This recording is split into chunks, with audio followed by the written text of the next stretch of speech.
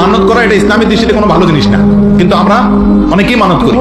নবী করিম সাল্লাল্লাহু আলাইহি ওয়াসাল্লাম নিষেধ করেছেন তোমরা মানত করিও না, তবে ফুকাহায়ে কেরাম বলেছেন মানত করা এটা হারাম না, অনুত্তম কাজ, ভালো কাজ না। মানত কি? মানত হলো আল্লাহ আমার অমুক কাজটা হলে আমি তমুক কাজটা করব। আল্লাহকে একটা শর্তের মধ্যে ফেলে এরপরে যায় কোন একটা ভালো কাজ কর। আল্লাহ আমার ছেলে ভালো রেজাল্ট করলে বা আমার ভালো রেজাল্ট হলে আমি গরিবকে 100টা টাকা দেব। তো আপনি আল্লাহকে শর্তের মধ্যে না ফেলে বরং গরিবকে আগে 100 টাকা দিয়ে দেন, দিয়া দোয়া করেন আল্লাহ আমি 100 টাকা দান করলাম, তুমি আমার পরীক্ষার রেজাল্ট ভালো করে দাও।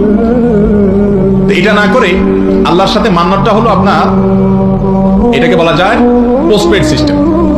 মান্যতটা হলো কি সিস্টেম ভাই? পোস্টপেড। মোবাইলে আছে না দুই রকম, পোস্টপেড আর একটা কি প্রিপেড। প্রিপেডটা কি? আগে টাকা দিয়ে দিবেন, এরপর আস্তে আস্তে খরচ করবেন। ব্যালেন্স আগে নিবেন, রিচার্জ করবেন, এরপর আস্তে আস্তে কি করবেন? খরচ করবেন। আর পোস্টপেড কোনটা? আগে খরচ করে নিলেন, এরপর কি করলেন? এরপরে আপনি পেমেন্ট করলেন। তো মান্যতটা হলো পোস্টপেড, অর্থাৎ আল্লাহ আপনি আগে দেন, এরপর আমি কি করব? দিয়ে দিন।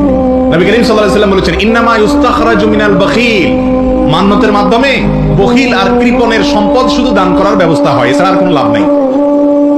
যে এমনি দিতে চায় না, কৃপণ, যে এমনি দিলে যদি কোনো কাজে না লাগে, এই জন্য শর্ত দেয় আল্লাহরে যে আল্লাহ আগে আমারটা হোক তারপর আমি দেব।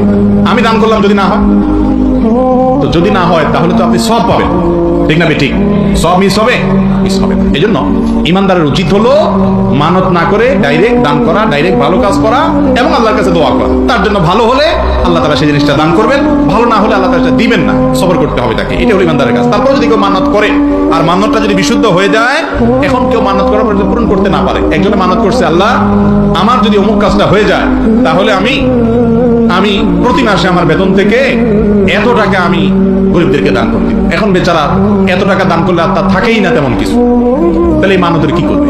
ফুকাহায়ে কেরামের অনেকে বলেছেন মৃত্যুর আগ পর্যন্ত চেষ্টা করবে যে যদি তৌফিকে থাকে দিবে, আর না হলে আল্লাহর কাছে মাপ চাইবে। তবে অনেক উলামায়ে কেরাম বলেছেন যে এর বিপরীতে যদি মানত ভঙ্গ হয়ে যায়, কোনোভাবে সে মানত পুরা করতে না পারে, তাহলে সেক্ষেত্রে সে ব্যক্তি কসমের কাফারা দিবে, অর্থাৎ 3টা রোজা রাখবে অথবা 10 জন মিসকিনকে কি করবে?